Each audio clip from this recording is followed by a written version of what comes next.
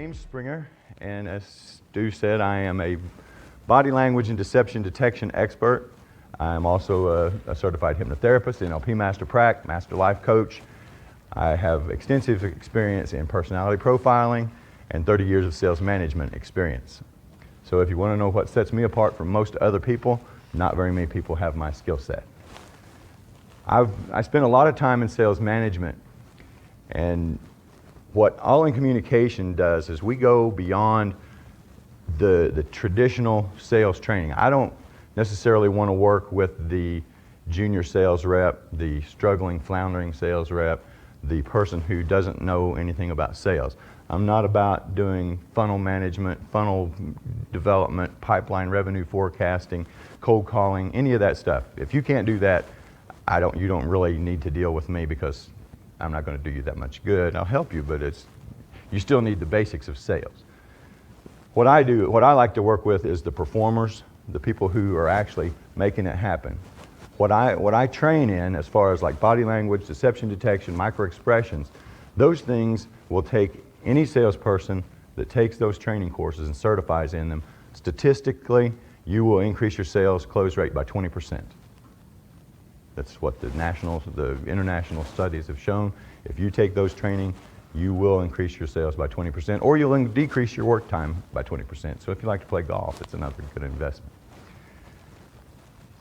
So what I do is I do training. I do anything from a 15-minute to 45-minute free presentation like this, to a half a day, 1 hour, half a day, all the way up to a full week, and then on into continuous coaching and consulting throughout the year. So I offer a wide variety of things. Now, today I'm talking about deception. I also do just normal nonverbal skill set training. I do persuasion and influence training. As a hypnotist, one of the things that I learned is the power of suggestion, suggestive language, how to get people to go inside to make their decisions rather than outside. How many people do we have that are actively salespeople, actively involved in sales? And then we've got an attorney. So how many of you think your clients make their decision in the neocortex of their brain, in the conscious cognitive part of their brain? 0% of decisions are made there. All decisions are made in the emotional part of the brain. They are then rationalized by the conscious part of the brain. So we may make a totally irrational but very emotional decision. Has anybody ever bought a car that they really wish they hadn't bought later? Or maybe overbought? Or overbought a house? Maybe they bought too big of an engagement diamond? We make emotional decisions, and then you have a friend who says, "Why in the world did you do that?" And you immediately come up with a rationalization for something that was really stupid, but you made a decision based on an emotion. Even analytical things like financial investments, anything like that, you still make the decision from an emotional standpoint first. So when you speak to someone, if you learn to speak to the subconscious mind versus the conscious mind, you're much more influential and much more persuasive, much more powerful as a communicator. So there are a variety of ways to do that, and I teach that as well. But we're going to talk about deception today. And I've done a few of these presentations for the Southeast Business Forum, and I've approached each one a little bit differently. So if you've seen me before do this deception presentation, you haven't seen this before, because I do it a little bit differently each time. Now, the paper that I gave you, would you please turn it over, and I'll give you 10 seconds to read it.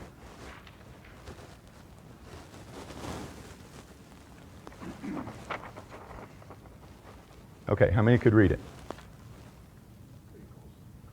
Okay. Would anybody care to read it out?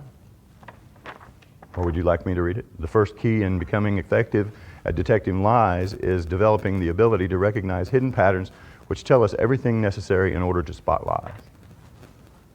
And I didn't memorize that. The interesting thing about that kind of exercise, and you can apply this to anything if you want to make an example for a client. In investing, there are patterns that we deal with. The market cycles, different things happen. In accounting, in sales, there are cycles. Everything, there's patterns involved. So the interesting thing about this is, as long as on a word that's 3 or more letters, as long as the first and last letter are in the right place, it doesn't matter what order you put the rest of the letters in, your brain will interpret and fill in the blanks and reorder the letters to make the word make sense. Now, if you change the first and last letter around, then a person can't read it. Also, you can take the same thing and take a paragraph and take all the vowels out, and a person can still read the paragraph. And Stu, you as a writer probably know a lot of this kind of thing as far as the psychology of a reader. In understanding deception, one of the things that we've got to learn to do is to see the hidden patterns that most people don't see.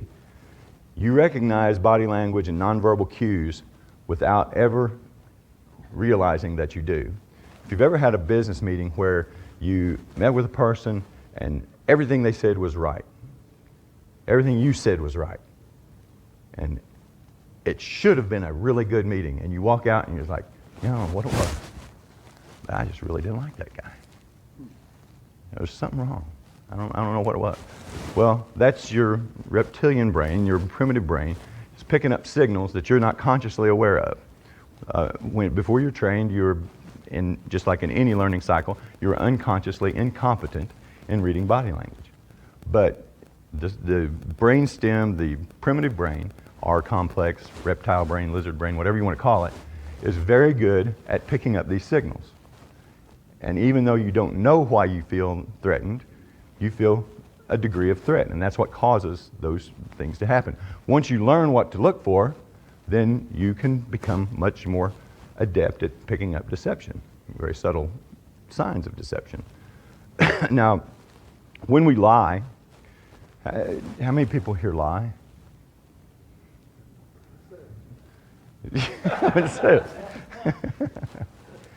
The fact of the matter is that everyone lies. I think your presentations are great. See?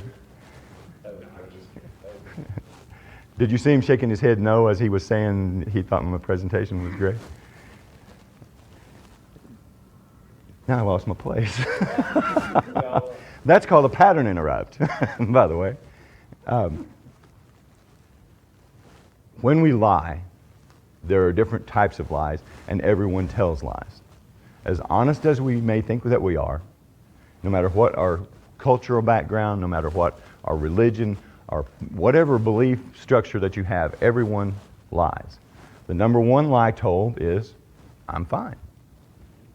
Because anything that's not the truth is a lie. So that kind of opens up the area. Now the average person will lie. If I were to meet Mac here, right? Mac. And it's the swag master. If I was to meet him and we were to have a conversation for 10 minutes, on average, we would lie to each other 2.94 times in that 10-minute conversation. Both of us would. And we could probably do better because both of us have sales backgrounds. But just in average conversation, everyday people will lie on average about 2.94 times per 10 minutes of conversation. The average CV or resume contains about 60% of all people lie on the resume. So if you're interviewing people for jobs in your company, just know that about 60% of the people have misrepresentations in their resume. Now they may be really bad misrepresentations, like I went through Harvard, sure. It was a Saturday. You know? But I put it on my resume because I went through Harvard. Went to Harvard Law. They had a mixer there, you know. Whatever. So they could be high value lies, but they also could be just minor lies. They could be, well, you know, I graduated in 1982, and when I really graduated in 83. You know, so there can be high and low value lies. I don't know if you guys know Jim Cumby. Jim graduated from Harvard, and the next time you see Cumby, if you want to push a button, you went through Harvard Law. If you want to push a button on Jim, just tell him about all the people who graduated from Harvard. Because what James just said about misrepresenting the Harvard thing, it's very prevalent when you see that, and Cumby hates that. Just hates it. Sorry. So when you're talking to someone, you can see, if you know what to look for, you can see deception. Now there are, like I say, there are multiple kinds of lies. There are the white lies, the really no consequence lies. Then you've got half-truths, which, part of it's true, part of it's not. Well, that's a lie. You've got a wrap-around truth. Politicians are masterful at this, where I'll tell you a little bit of truth, then I'll sneak in a lie, and then I'll tell you a little truth on the back end, so the lie sandwich doesn't get noticed, so I can sneak one in on it. I had a friend of mine, and if you go on my blog, you'll see the first installment of this, but I had a friend of mine who is a big fan of Making a Murderer. Has anybody ever watched the Netflix show Making a Murderer? Well, it's a very interesting show, and you may have heard of it. It's about the first season was about this guy named Steve Avery, who was wrongly convicted of criminal sexual assault, false imprisonment, a bunch of stuff. Spent 18 years in prison, and he didn't do it. So the whole thing is about this case and the interviews that the Justice Department did with all of the officials that were involved in convicting this guy. So she asked me to analyze the videos from the interviews that law enforcement did with law enforcement after they already knew what they knew. And it's pretty interesting to go back and watch these people who are supposed to be really good investigators and really good interrogators and supposed to be honest people just lie their socks off trying to get out of the trouble that they put themselves in by wrongly accusing this person. So it's very interesting to watch, and once you know what to look for, especially on video, you can really see the deception indicators. So we know that there are different kinds of lies. Everybody does lie. Does anybody have any teenage girls? Teenage girls are the #1 most prevalent liar that there is as far as a population set. Girls lie on average 3 to 8 times a day, typically more than that, but on the average 3 to 8. If they're popular, if they're the class president, homecoming queen, prom queens, all this stuff, they generally lie even more. And this carries through into adulthood as well. Adults and children who are very popular generally lie more and are better at it because they know they're basically social chameleons. They learn to adapt, and they learn to be convincing, and they learn to fit into whatever situation they need to, which requires a lot of deception. Also, some of you may not realize this, but psychologists now can gauge the IQ of a child at age 5 or 6 by their ability to convincingly lie.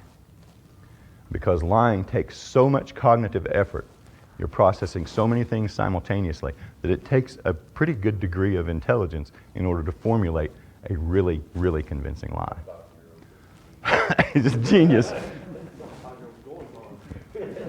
They can be pretty smart, but it's pretty interesting that they can use lying to detect, or to tell what an IQ of a child is. So, and on average, a 4-year-old has mastered the ability to lie. Even though they really don't have a whole lot of capacity for critical thought, they still can lie very, very adeptly by age 4.